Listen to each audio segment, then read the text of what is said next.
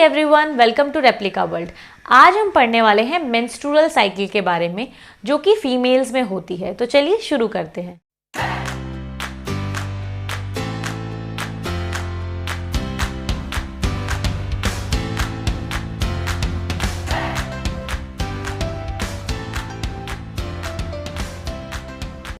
तो आज हम पढ़ रहे हैं मेंस्ट्रुअल साइकिल के बारे में। तो मेंस्ट्रुअल साइकिल जो होती है वो एक साइकिल होती है जो कि चलती है प्राइमेट फीमेल्स में।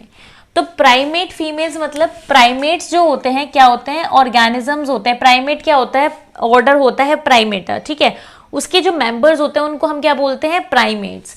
तो जो प्राइमेट्स होते हैं उनकी जो फीमेल होती हैं तो हम बोल सकते हैं फीमेल प्राइमेट्स जो होती हैं उनमें ये साइकिल देखने को मिलती है, मेंस्ट्रुअल साइकिल, ठीक है। तो अब फीमेल प्राइमेट्स कौन कौन होते हैं, एक तो हम हो गए ह्यूमन, ठीक है, एक हो गए एप और एक हो गए मंकीज। तो इनमें क्या देखने को मिलती है, मेंस्ट्रुअल साइकिल देखने को मिलती है। हमारे अंदर क्या देखने को मिलती है, हमारे अंदर मेंस्ट्रुअल साइकिल देखने को मिलती है। तो ये जो साइकिल होती है ये सिर्फ फीमेल्स में होती है, ठीक है, मेल्स में ये नहीं होती है। तो जो हमारी मेंस्ट्रुअल साइकिल होती है वो एक साइकिल होती है, एक प्रोसेस होती है जो कि 28 से लेके 29 डेज तक चलती है, ठीक है। किस तक चलती है, 28 से लेके 29 दिनों तक ये चलती है, ठीक है। और ये कैरेक्टराइज होती है by the external blood flow, यानी कि मेंस्ट्रुअल साइकिल का हमें पता क्या चलता है, यानी मेन कैरेक्टरिस्टिक इसकी क्या है, मेन कैरेक्टरिस्टिक है जो एक्सटर्नल ब्लड फ्लो होता है, ठीक है। इसके शुरुआत में एक्सटर्नल ब्लड फ्लो होता है, ब्लीडिंग होती है, ठीक है, हर मंथ फीमेल्स को, ठीक है। तो इससे ही हम क्या करते हैं, इसको कैरेक्टराइज करते हैं मेंस्ट्रुअल साइकिल को, ठीक है।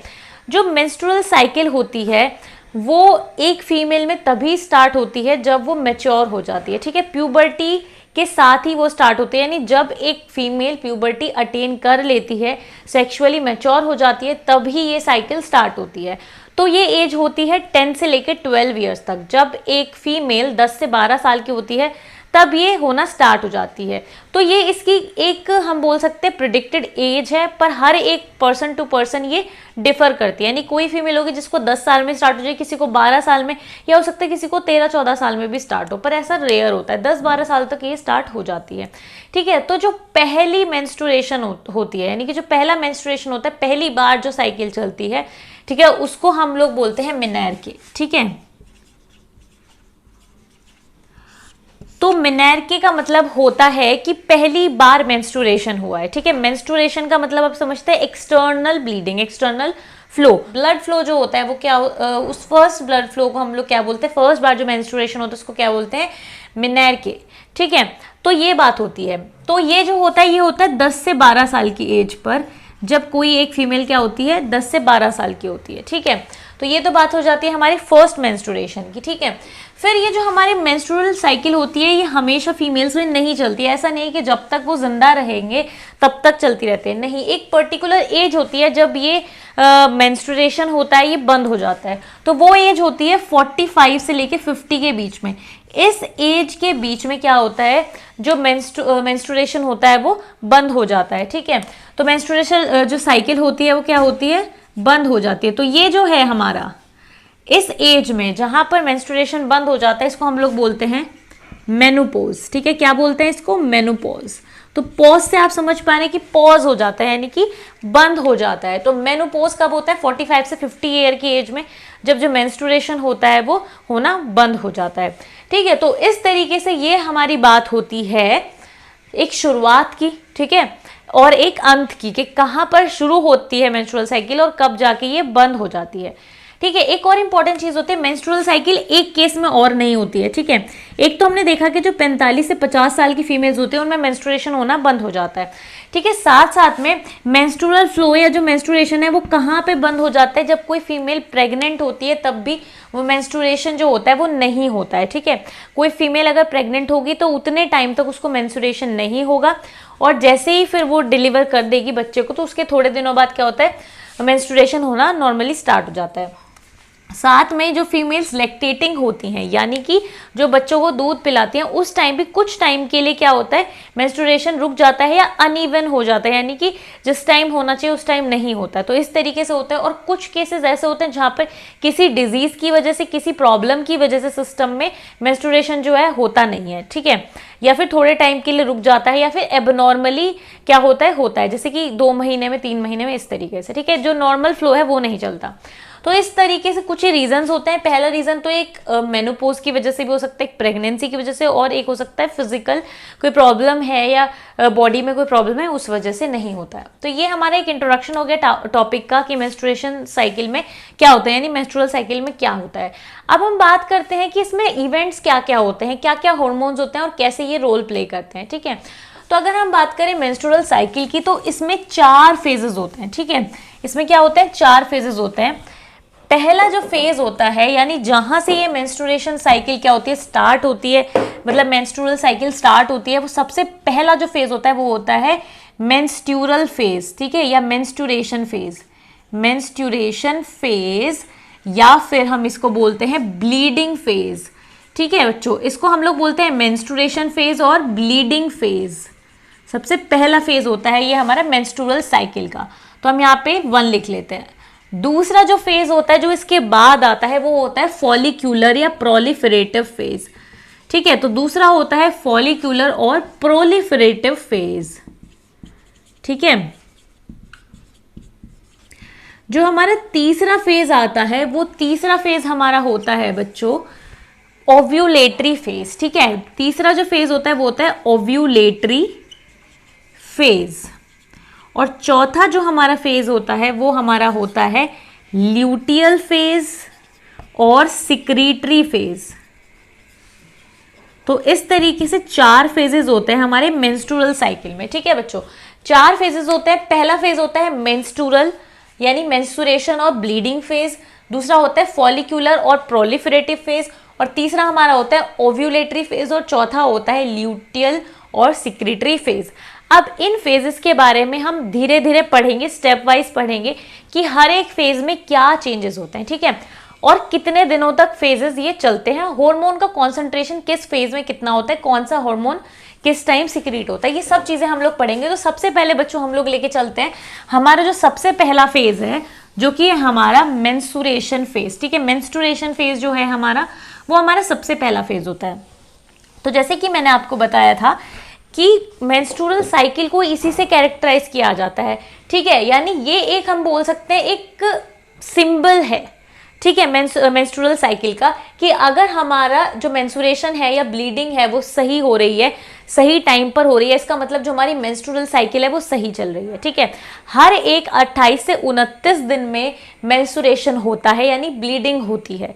अगर ऐसे हो रही है तो इसका मतलब मेंस्ट्रुअल साइकिल हमारी बिल्कुल सही चल रही है। तो हमारे जो पहला फेज होता है वो होता है मेंस्ट्रुएशन और ब्लीडिंग फेज, ठीक है। तो अब मेंस्ट्रुएशन और ब्लीडिंग फेज में बच्चों क्या होता है, देखो यहाँ पर होता ये है कि जो हमारा एंडोमेट्रियम है, ठीक है, हम जानते हैं एंडोमेट्रियम क्या है, हम ऑलरेडी पढ़ चुके हैं। एंडोमेट्रियम यूट्रस की इनर लाइनिंग है, इनर लेयर है यूट्रस की एंडोमेट्रियम। तो जो एंडोमेट्रियम होती है वो क्या होती है, रप्चर हो जाती है। रप्चर होने की वजह से वो क्या होती है, बाहर निकल जाती है, ठीक है, कास्ट ऑफ हो जाती है, यानी कि रप्चर हो जाती है, ठीक है। पहली चीज क्या होती है, मेंस्ट्रुएशन, जो मेंस्ट्रुएशन फेज है उसमें हम देख रहे हैं क्या क्या होता है। एंडोमेट्रियम क्या होती है, रप्चर हो जाती है। दूसरी चीज क्या होती है बच्चों, दूसरी चीज ये होती है कि जो ब्लड वेसल्स होती हैं वो भी रप्चर हो जाती हैं। ब्लड वेसल्स भी क्या होती हैं, रप्चर हो जाती हैं, ठीक है, ब्लड वेसल्स भी रप्चर हो जाती है। साथ साथ में तीसरी बात क्या होती है, जो ओवम होता है वो भी क्या होता है हमारा, कास्ट ऑफ हो जाता है, यानी कि बॉडी से बाहर आने लगता है। तो क्या होता है बेसिकली, एंडोमेट्रियम रप्चर हो जाती है, यूट्रस की इनर लाइनिंग रप्चर हो जाती है, साथ साथ में ब्लड वेसल्स रप्चर हो जाते हैं, जिससे कि ब्लड भी हमारा क्या होता है, निकलने लगता है। और ओवम भी क्योंकि फर्टिलाइज नहीं हुआ है तो वो भी अब बॉडी के लिए किसी काम का नहीं है। तो ब्लीडिंग फेज या मेंस्ट्रुएशन फेज में क्या होता है, एंडोमेट्रियम के साथ साथ कुछ अमाउंट में ब्लड, और अनफर्टिलाइज्ड ओवम बॉडी से बाहर निकलता है। वेजाइना से वेजाइनल ओरिफिस के थ्रू, यानी वेजाइना की जो ओपनिंग होती है, एक्सटर्नल ओपनिंग, वेजाइनल ओरिफिस, उसके थ्रू ये सब चीजें बाहर निकल जाती हैं। एंडोमेट्रियम का जो रप्चर्ड पार्ट है वो सारा बाहर निकल जाएगा, किसके साथ साथ? ब्लड वेसल्स में से ब्लड बाहर निकल जाएगा और ओवम, यानी ब्लड के साथ साथ एंडोमेट्रियम और ओवम और कुछ म्यूकस, ये सब चीजें बॉडी से बाहर निकलती हैं। ठीक है, ये सब चीजें बॉडी से बाहर निकलती हैं, और ये सब चीजें किस फॉर्म में बाहर निकलती है? ब्लड की फॉर्म में, क्योंकि ब्लड भी होता है और ब्लड में साथ साथ में एंडोमेट्रियम, ओवम, ये सब चीजें भी होती हैं। तो एक्सटर्नली क्या होता है? ये बाहर निकल जाती हैं। ठीक है, तो उसी को हम लोग क्या बोलते हैं? ब्लीडिंग। ठीक है, उसको हम लोग क्या बोलते हैं? ब्लीडिंग। और इस फेज को हम लोग क्या बोलते हैं? ब्लीडिंग फेज या मेंस्ट्रुएशन फेज। ठीक है, तो इस फेज में ये सब चीजें होती हैं, और ये जो फेज होता है ये चलता है 3 से 5 दिन तक। तो ये जो एक्सटर्नल ब्लीडिंग होती है ये 3 से 5 दिनों तक चलती रहती है फीमेल्स में। ठीक है, 3 से 5 दिनों तक ये चलती है, और मेंस्ट्रुअल साइकिल के शुरुआत में ही ये फेज आता है, और ये मेंस्ट्रुअल साइकिल के 1st से लेके 5th डे तक चलता है। लगभग 1st से लेके 5th डे तक ये चलता है। किसके? हमारे मेंस्ट्रुअल साइकिल के 1st से 5th डे तक ये चलता है। तो इसमें ये सब चीज़ें होती हैं। ठीक है, और साथ साथ में एक इंपॉर्टेंट चीज़ होती है कि इस दौरान जो हमारे गोनाडोट्रोपिन्स हैं, ठीक है, जो हमारे गोनाडोट्रोपिन्स हैं यानी कि FSH और LH, और साथ साथ में जो हमारे ओवेरियन हॉर्मोन्स हैं, ओवेरियन हॉर्मोन्स जो हैं हमारे, जैसे कि एस्ट्रोजन और प्रोजेस्टेरॉन। ठीक है,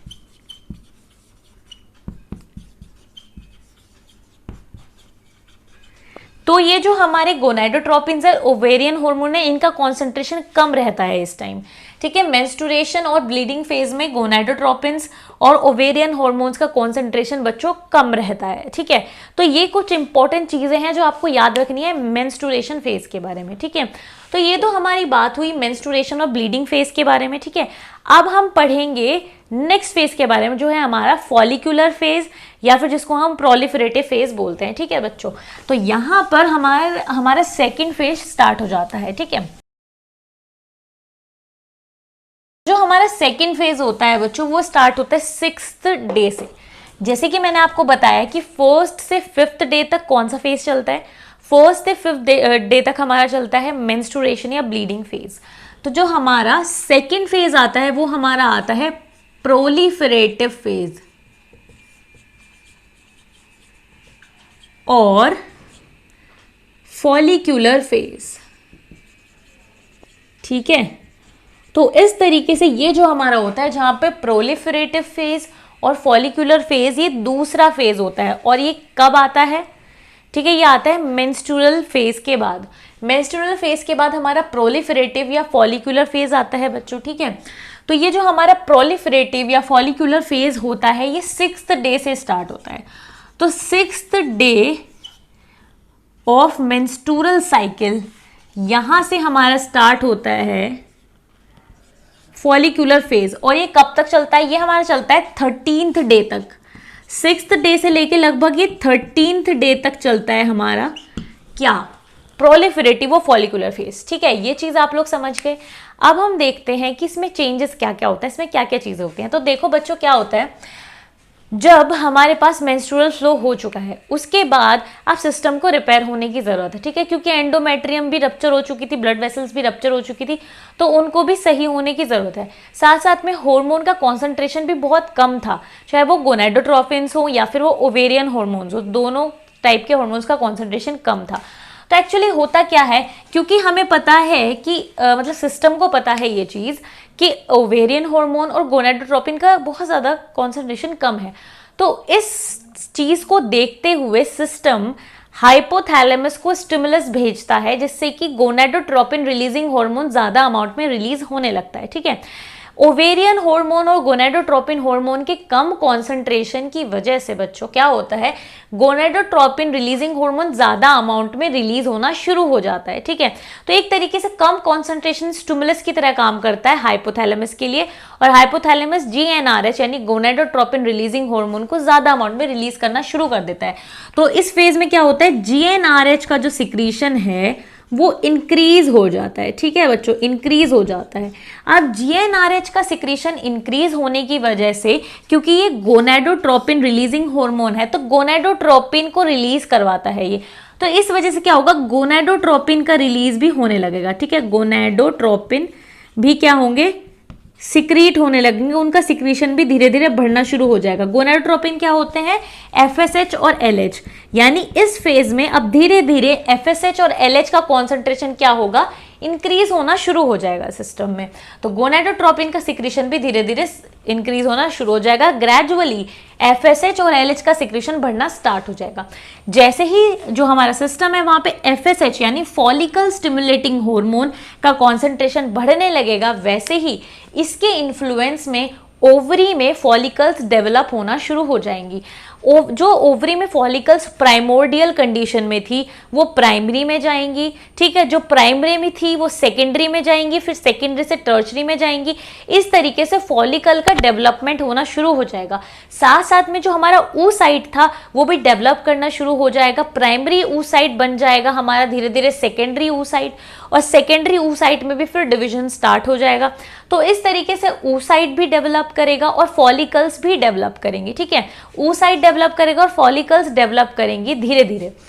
तो इस फेज में क्या होता है, फॉलिकुलर फेज इसको इसलिए बोला जाता है क्योंकि इसमें फॉलिकल्स डेवलप होना स्टार्ट होती हैं, oocyte भी हमारा डिवीजन करना स्टार्ट करता है, यानी oogenesis की प्रोसेस भी आगे बढ़ना स्टार्ट हो जाती है। ठीक है, तो फॉलिकल्स जब डेवलप होंगी तो जो डेवलपिंग फॉलिकल्स होंगी उनका जो ग्रेनुलोसा लेयर होगी, यानी उनकी जो ग्रेनुलोसा लेयर होगी, उनके जो ग्रेनुलोसा सेल्स होंगे वो सिक्रीट करना स्टार्ट कर देंगे एक हार्मोन को जो होता है एस्ट्रोजन।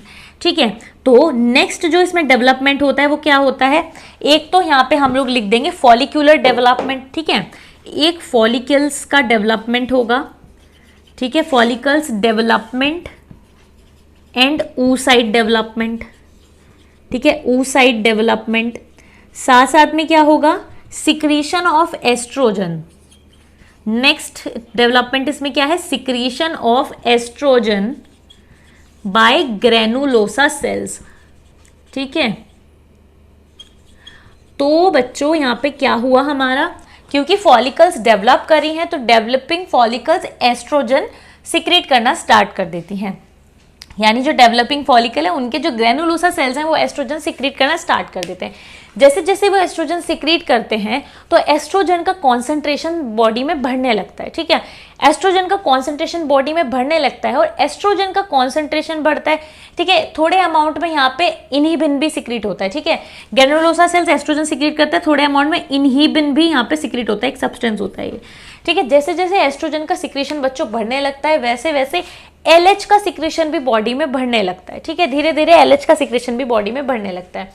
ठीक है, तो अब यहाँ पे हम लोग समझ गए कि प्रोलिफरेटिव या फॉलिक्यूलर फेज में ये जो हार्मोन्स हैं इनका कॉन्सेंट्रेशन बढ़ना शुरू हो गया है, और एफएसएच के इन्फ्लुएंस में फॉलिकल्स भी अब क्या बनती जा रही है, डेवलप होती जा रही है, और धीरे धीरे प्राइमरी से सेकेंडरी, सेकेंडरी से टर्चरी, और टर्चरी से ग्राफियन फॉलिकल बन जाती है। यहाँ पर फॉलिकुलर फेज में जो फॉलिकल होती है वो फाइनली मैच्योर हो जाती है, प्राइमरी सेकेंडरी, सेकेंडरी से टर्चरी, और टर्चरी से ग्राफियन फॉलिकल यानी मैच्योर फॉलिकल बन जाती है फॉलिकुलर फेज में ही। ठीक है, तो ये तो हमारी बात हुई फॉलिकल्स की और oocytes की। ठीक है बच्चों, अब और चीज़ों में क्या चेंज होता है, जैसे कि हमें पता थी ये चीज़ कि जब मेंस्ट्रुएशन फेज था तो उस दौरान एंडोमेट्रियम भी क्या थी, कास्ट ऑफ हो गई थी, रप्चर हो गई थी क्योंकि।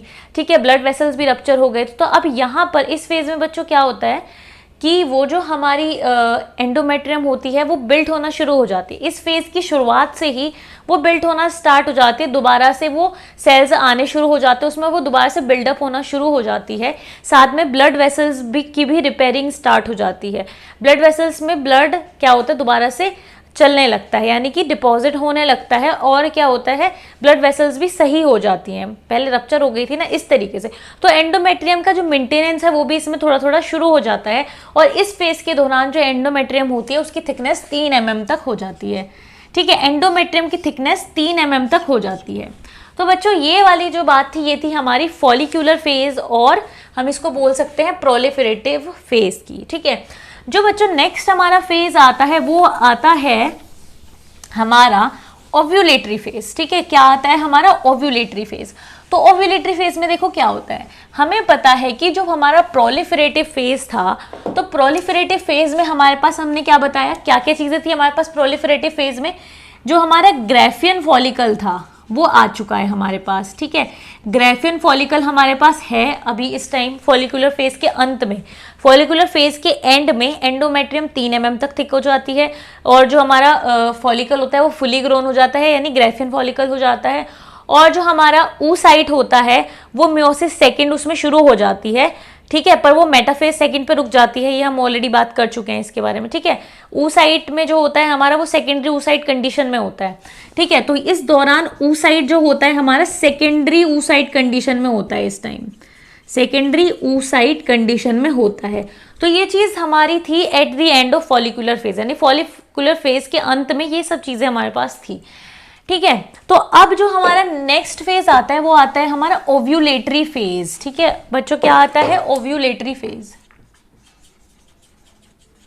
नेक्स्ट जो हमारा फेज आता है वो आता है हमारा ओव्यूलेटरी फेज। तो अब इस ओव्यूलेटरी फेज में क्या होता है, क्योंकि मैंने आपको बताया था कि क्या होता है फॉलिकुलर फेज के अंत तक LH का कॉन्सेंट्रेशन बढ़ने लगता है, क्योंकि एस्ट्रोजन का बढ़ता चला जाता है उस तरीके से LH का भी फिर बढ़ने लगता है। तो एक टाइम ऐसा आता है जहां पर, यानी फॉलिकुलर फेज के अंत की हम बात कर रहे हैं, जहां पर LH का जो कॉन्सेंट्रेशन है वो बढ़ने लगता है, और फिर वो इतना बढ़ जाता है कि वो 6 से 10 गुना कॉन्सेंट्रेशन बढ़ जाता है उसका, यानी पहले जितना था उसके 10 गुना तक उसका कॉन्सेंट्रेशन बढ़ जाता है LH का।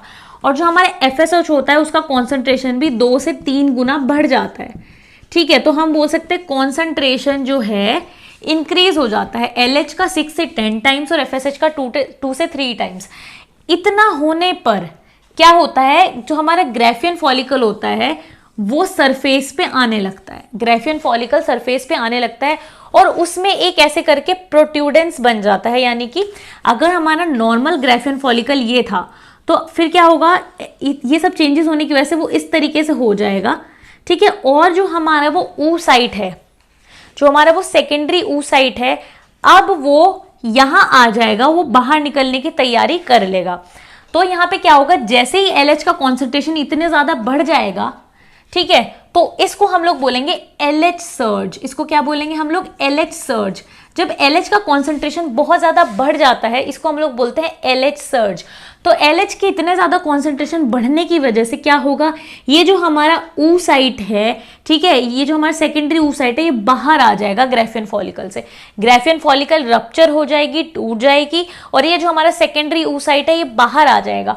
तो इस प्रोसेस को हम लोग क्या बोलते हैं बच्चों, इस प्रोसेस को हम लोग बोलते हैं ओव्यूलेशन। इस प्रोसेस को हम लोग बोलते हैं ओव्यूलेशन, जब जो हमारा ओवम होता है वो ग्राफियन फॉलिकल को रप्चर करके बाहर आ जाता है। जो हमारा ओवम होता है वो ग्राफियन फॉलिकल को रप्चर करके बाहर आ जाता है, इसको हम लोग क्या बोलते हैं, इस प्रोसेस को ओव्यूलेशन। ये जो हमारी ओव्यूलेशन की प्रोसेस होती है ये मेंस्ट्रुअल साइकिल के 14th डे पर होती है। ठीक है, कब होती है, मेंस्ट्रुअल साइकिल के 14th डे पर ये होती है, और जिस फेज में ये होती है उसको हम लोग ओव्यूलेटरी फेज बोलते हैं। यानी जिस टाइम में ये होती है उस टाइम को या उस फेज को हम लोग ओव्यूलेटरी फेज बोलते हैं। तो ओव्यूलेटरी फेज क्या होता है, जब ओव्यूलेशन होता है तो उसको हम लोग क्या बोलते हैं, ओव्यूलेटरी फेज। ठीक है, तो ये कब स्टार्ट होता है, ये 14th डे पर स्टार्ट होता है मेंस्ट्रुअल साइकिल के, और 14th डे पर ही क्या होता है, ओव्यूलेशन होता है। तो ये क्या होता है, मेंस्ट्रुअल साइकिल का मिड होता है, क्योंकि मेंस्ट्रुअल साइकिल 28 दिन की है और 14th डे ये क्या हो रहा है, ओव्यूलेशन हो रहा है, तो ये मिड है उस साइकिल का। ठीक है, तो उस साइकिल के मिड में ये होती है, 14th डे पर ओव्यूलेशन होता है बच्चों। ठीक है, तो इस तरीके से ये बात होती है हमारी ओव्यूलेटरी फेज की, जहां पर ओव्यूलेशन हो जाता है।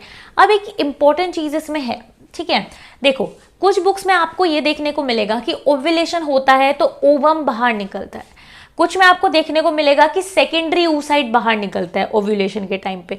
ठीक है, तो कुछ लोग तो इसको ओवम बोलते हैं जब ओव्यूलेशन होता है, कुछ लोग इसको सेकेंडरी oocyte बोलते हैं। तो एक्चुअली में ये है क्या, हम लोग भी कई बार इसको ओवम बोल देते हैं, कई बार सेकेंडरी oocyte बोल देते हैं। तो एक्चुअली इसका कंसेप्ट क्या है, तो देखो होता क्या है कि वैसे अगर हम देखा जाए तो ओवम हम किसको बोलेंगे, ओवम हम बोलेंगे कि जो फुली डिवाइडेड है। ओवम हम किसको बोलेंगे, जो कि फुल्ली डिवाइडेड है हमारा, जिसमें कि पूरी तरीके से डिवीजन पूरा हो चुका है, उसको हम ओवम बोलेंगे, उसको हम फीमेल गैमेट ओवम बोलेंगे। ठीक है, पर बच्चों होता क्या है, जिस टाइम ओव्यूलेशन होता है ना, उस टाइम डिवीजन कंप्लीट नहीं हुआ होता है अभी तक। हमें ये चीज़ पता है कि ग्राफियन फॉलिकल में क्या चीज़ हो रही थी, मियोसिस सेकंड स्टार्ट हो चुका था सेकेंडरी oocyte में, सेकेंडरी oocyte में मियोसिस सेकंड स्टार्ट हो चुका था। ठीक है, जब हमारा oocyte जो था वो ग्राफियन फॉलिकल के अंदर था, तब मियोसिस सेकंड स्टार्ट हो चुका था, पर वो जो डिवीजन था वो अरेस्ट हो गया था मेटाफेज सेकंड में। हमें ये चीज़ पता है कि मेटाफेज सेकंड में अरेस्ट हो गया था। तो क्योंकि अभी पूरी तरीके से डिवाइड नहीं हुआ है, तो ये जो हमारा हम बोल सकते हैं ओवम है तो ये सेकेंडरी oocyte स्टेज में ही ना है, तो ये सेकेंडरी oocyte स्टेज में ही। तो एक्चुअली में तो होता क्या है कि जब ओव्यूलेशन होता है तो सेकेंडरी oocyte रिलीज होता है, यानी कि जब ये ओवम हमारे रिलीज हो रहा है तो सेकेंडरी oocyte स्टेज में है वैसे तो, ठीक है। पर बोलने के लिए हम लोग क्या बोलते हैं कि ओवम रिलीज हो जाता है तो उसको हम ओव्यूलेशन बोलते हैं। तो ओवम भी बोल सकते हैं इसको और सेकेंडरी oocyte भी बोल सकते हैं, बोलने में कोई प्रॉब्लम नहीं है। बस आपको याद होना चाहिए, पता होना चाहिए कि इस टाइम जब ओव्यूलेशन होता है तब जो ओवम होता है वो सेकेंडरी oocyte स्टेज में होता है। फिर जब स्पर्म आता है, ठीक है, स्पर्म जब आता है और स्पर्म क्या होता है, एग के पास आता है और फ्यूज होता है, तब तक क्या होता है, न्यूक्लियस फ्यूज नहीं हुआ है, बस केवल स्पर्म आया है। ठीक है, तब स्पर्म के आने से क्या होता है, डिवीजन पूरा हो जाता है।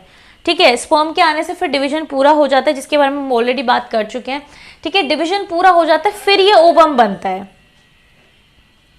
डिवीजन पूरा हो जाता है, फिर ये ओवम बनता है। ठीक है, तो ये ओवम बनता है यानी फुली ग्रोन ओवम, या जिसको ओटेड बोलते हैं, तब ये बनता है। फिर न्यूक्लियस फ्यूज कर जाते हैं हमारे स्पर्म के और इसका न्यूक्लियस फ्यूज कर जाता है। तो बोलने में कोई दिक्कत नहीं है, ओवम भी हम लोग बोल देते हैं, पर एक्चुअली बस इतना ही है कि सेकेंडरी oocyte स्टेज में होता है ये जब ओव्यूलेशन होता है। ठीक है, तो बच्चों ये वाला जो फेज है ये ओव्यूलेटरी फेज है। अब जब एक बार ओव्यूलेशन हो जाता है और वो जो हमारा ओवम है वो बाहर निकल जाता है ग्राफियन फॉलिकल से, फिर क्या होता है, फिर जो फिम्बरी होती है ना, ओविडक्ट की जो फिम्बरी होती है फैलोपियन ट्यूब की, आप याद कीजिए डायग्राम को। ठीक है, जो फीमेल रिप्रोडक्टिव सिस्टम का डायग्राम है जो हमने डिस्कस किया था या आपने कहीं देखा होगा, उसको याद कीजिए। दोनों तरफ ओवरी के आसपास क्या था, इस तरीके से हाथ जैसे थे, जैसे कि हैंड्स होते हैं ना उस तरीके से, और हैंड्स ने ओवरी को ऐसे पकड़ा हुआ था। तो वो जो हैंड्स होते हैं उनको हम लोग क्या बोलते हैं बच्चों, उनको हम फिम्बरी बोलते हैं। तो फिम्बरी इस ओवम को कलेक्ट कर लेती है और इसको कहाँ पहुंचा देती हैं, ओविडक्ट में पहुंचा देती हैं। वहीं पर ओविडक्ट में ये 2 दिनों तक इंतजार करता है। ठीक है, ओवम जो होता है 2 डेज तक इंतजार करता है कि स्पर्म आए और फर्टिलाइज करे उसको। ठीक है, तो अब इसमें 2 केस हो सकते हैं, अगर फर्टिलाइजेशन होता है तो, और फर्टिलाइजेशन नहीं होता है तो, फिर 2 केस होते हैं। ठीक है, तो यहां तक बच्चों ये हो जाता है हमारा ओव्यूलेटरी फेज। तो अब हम इसमें देखेंगे जो हमारा नेक्स्ट फेज आता है, जो कि है हमारा ल्यूटल फेज या सिक्रीटरी फेज। तो बच्चों नेक्स्ट फेज जो हमारा आता है, यानी जो फाइनल फेज हमारा होता है, फेज नंबर 4, वो होता है ल्यूटियल फेज और सिक्रीटरी फेज। ये जस्ट ओव्यूलेटरी फेज के बाद शुरू होता है। ठीक है, ओव्यूलेटरी फेज के एकदम बाद ये शुरू होता है ल्यूटियल फेज। ठीक है, तो अब देखो एक इंपॉर्टेंट चीज़ ये थी कि जो मैंने आपको बताया था कि ओव्यूलेशन के बाद 2 दिन तक ओवम इंतजार करता है कि उसको फर्टिलाइज किया जाए। तो ये जो फेज होता है 2 दिन का, इसको कई बार हम लोग फर्टिलिटी फेज बोल देते हैं। ठीक है, क्योंकि इस टाइम फर्टिलिटी होने के चांसेस है, फर्टिलाइजेशन होने के चांसेस हैं। ठीक है, तो फिर आता है ल्यूटियल फेज और सिक्रीटरी फेज, तो ओव्यूलेटरी फेज के बाद आता है। ठीक है, तो इस तरीके से होता है, ये ओव्यूलेटरी फेज के बाद आता है और फिर एंड तक यही फेज हमारा चलता है। ठीक है, एंड तक यही फेज हमारा चलता है। और ये वाला जो बच्चों हमारा फेज होता है ये काफ़ी दिनों तक चलता है, क्योंकि जो हमारा 14th डे है उसमें ओव्यूलेशन हुआ, तो वो क्या हो गया, ओव्यूलेटरी फेज हो गया। 14th डे क्या हो गया, हमारा ओव्यूलेटरी फेज में आ गया। इसके बाद 16th डे से हम बोल सकते हैं कि हमारा ल्यूटियल फेज या सिक्रीटरी फेज चलता है। तो 16th डे से हम लोग बोल सकते हैं कि हमारा ल्यूटियल या सिक्रीटरी फेज चलता है। ठीक है, तो उसके बाद 28 दिनों तक यानी 28th डे तक यही वाला फेज हमारा चलेगा। ठीक है, तो इस तरीके से करीबन ये 12 दिनों का फेज हमारा हो जाता है। ठीक है, 16th डे से लेके 28 जो दिन होगा, ये 28 उस तक ही चलता है। ठीक है, तो ये ल्यूटियल फेज होता है। अब बच्चों इसमें क्या होता है, देखो एक बार हमारा जो ग्राफियन फॉलिकल है वो रप्चर हो चुका है, ग्राफियन फॉलिकल जो है वो रप्चर हो चुका है, उसमें से जो ओवम है वो बाहर निकल चुका है। ठीक है, तो अब क्या होता है, यहाँ पे LH का कॉन्सेंट्रेशन बहुत ज़्यादा होता है बच्चों, है ना, LH सर्ज हो गया था, तो LH का कॉन्सेंट्रेशन बहुत ज़्यादा है इस टाइम। ठीक है, FSH का कॉन्सेंट्रेशन ऐसा नहीं है कि कम है, ये भी थोड़ा ज़्यादा ही है क्योंकि 2 to 3 टाइम्स बढ़ चुका था।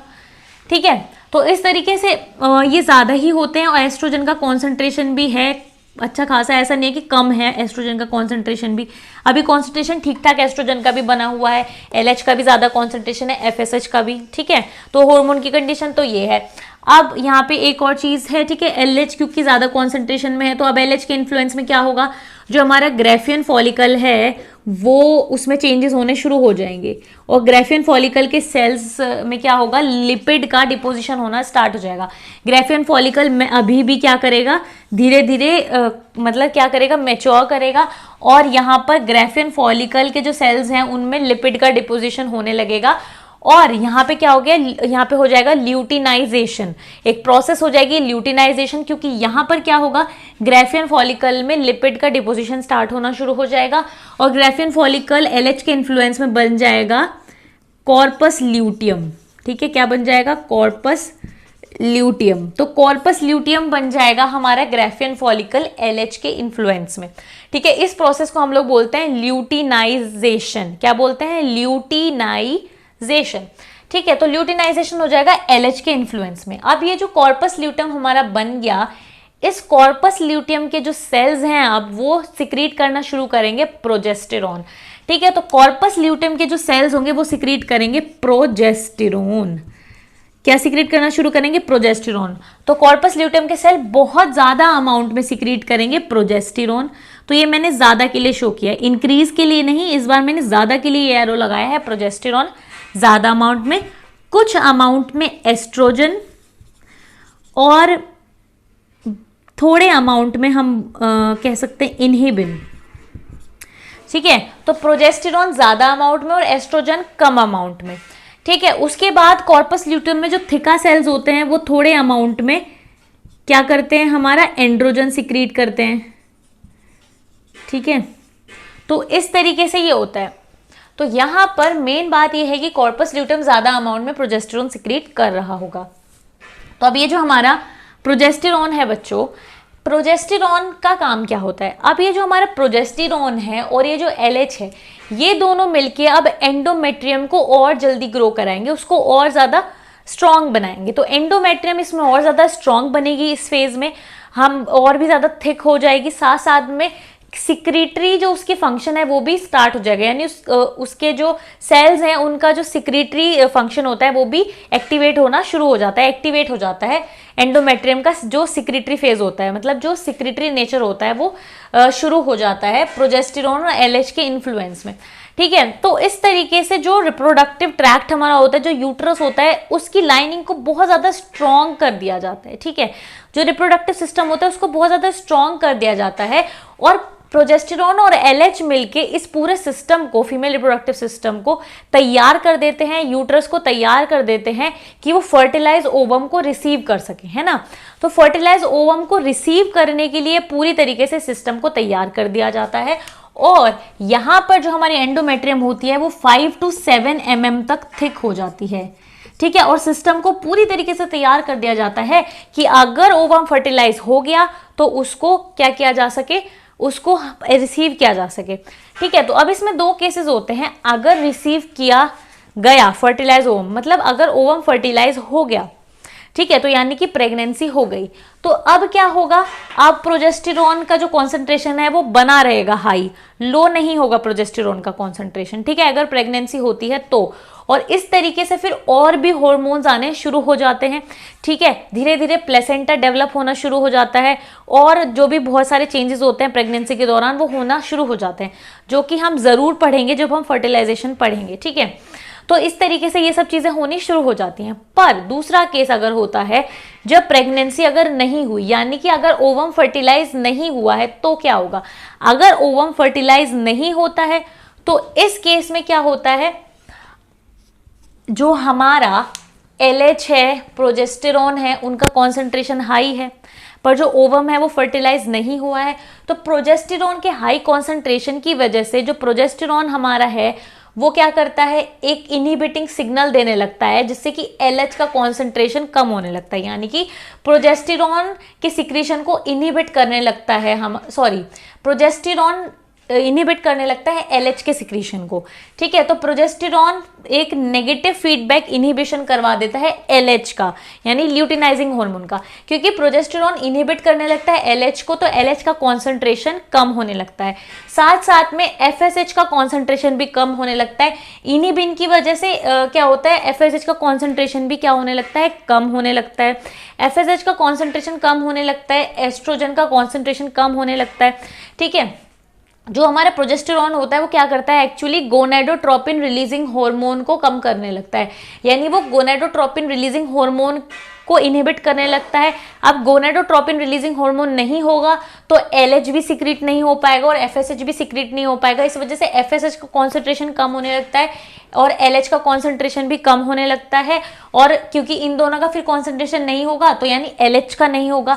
LH का कॉन्सेंट्रेशन कम होने की वजह से धीरे धीरे प्रोजेस्टेरॉन का कॉन्सेंट्रेशन भी कम होने लगता है, और इस तरीके से जो कॉर्पस ल्यूटम के सेल्स होते हैं वो भी डीजनरेट होना शुरू हो जाते हैं और हार्मोन्स का कॉन्सेंट्रेशन कम होता चला जाता है, और कॉर्पस ल्यूटम डीजनरेट होते होते कॉर्पस एल्बिकन्स बन जाता है। क्या बन जाता है, कॉर्पस एल्बिकन्स, ठीक है। कॉर्पस एल्बिकन्स बन जाता है, हार्मोन्स कम हो जाते हैं, ठीक है, इस तरीके से होने लगता है। और जो हमारी एंडोमेट्रियम इतनी थिक हो गई थी, धीरे धीरे क्या होती है, वो उसके सेल्स टूटने शुरू हो जाते हैं, वो रप्चर होना शुरू हो जाती है, ब्लड वेसल्स भी रप्चर होना शुरू हो जाते हैं, और इस तरीके से फिर बिगिनिंग होती है नेक्स्ट साइकिल की, यानी मेंस्ट्रुअल फेज अब इसमें आ जाता है। क्या आ जाता है, मेंस्ट्रुएशन फेज इसमें आ जाता है, और फिर क्या होता है, ब्लीडिंग होती है और वो सारी चीज़ें बाहर निकल जाती हैं ब्लड के साथ में, एंडोमेट्रियम, ओवम वगैरह। तो इस तरीके से नेक्स्ट साइकिल स्टार्ट हो जाती है। तो ये सब चीज़ें होती हैं। तो हम चाहें तो एक बार इस डेवलपमेंट को लिख सकते हैं कि यहाँ पे क्या क्या डेवलपमेंट हुए, ताकि आपको अच्छी तरीके से याद रह सके। आप चाहें तो इसको स्किप भी कर सकते हैं, ठीक है, अगर आपको समझ में आ गया हो तो। फिर भी हम तो लिख लेंगे, ठीक है, हम लोग लिख लेंगे। तो इसमें क्या क्या होगा, इसमें ग्राफियन फॉलिकल जो होगी वो चेंज होगी हमारी कॉर्पस ल्यूटियम में, ठीक है, और सिक्रीशन होगा प्रोजेस्टेरॉन का, ठीक है, मेंटेनेंस होगा एंडोमेट्रियम का, और एंडोमेट्रियम 5 से 7 mm थिक हो जाएगी, ठीक है। साथ साथ में हमारा बिल्डअप होगा और स्ट्रेंथनिंग होगी पूरे सिस्टम की, रिप्रोडक्टिव सिस्टम की, ठीक है, टू रिसीव फर्टिलाइज्ड ओवम, ठीक है, टू रिसीव फर्टिलाइज्ड ओवम, ठीक है। अगर फर्टिलाइजेशन होता है तो प्रोजेस्टेरॉन परसिस्ट करेगा, यानी कि उसका कॉन्सेंट्रेशन अब कम नहीं होगा, परसिस्ट करेगा। अगर और हार्मोन्स आ जाएंगे। अगर फर्टिलाइजेशन नहीं होता है तो क्या होगा बच्चों, फर्टिलाइजेशन अगर नहीं होगा तो फिर क्या होगा, प्रोजेस्टेरॉन का कॉन्सेंट्रेशन बढ़ने की वजह से प्रोजेस्टेरॉन क्या करेगा, इनहिबिट करेगा आपके GnRH को, जिससे कि LH का कॉन्सेंट्रेशन कम, FSH का कम, इसी तरीके से फिर हमारा प्रोजेस्टेरॉन का भी कम, ठीक है। और इसकी वजह से जो लाइनिंग है, जो एंडोमेट्रियम है, वो शेड हो जाएगी, ब्लड वेसल्स रप्चर हो जाएंगी, इस तरीके से फिर मेंस्ट्रुएशन हो जाएगा, यानी ब्लीडिंग हो जाएगी और नेक्स्ट साइकिल जो है शुरू हो जाएगी। तो इस तरीके से बच्चों ये हो जाती है हमारी मेंस्ट्रुएशन साइकिल, ठीक है। अब बच्चों ये जो आप देख रहे हैं ये पूरा एक डायग्राम है, एक ग्राफ है, जिसमें कि आप क्या देख रहे हैं, LH, FSH, ओवेरियन हार्मोन का कॉन्सेंट्रेशन आप देख रहे हैं कि किस फेज में क्या कॉन्सेंट्रेशन है, ठीक है।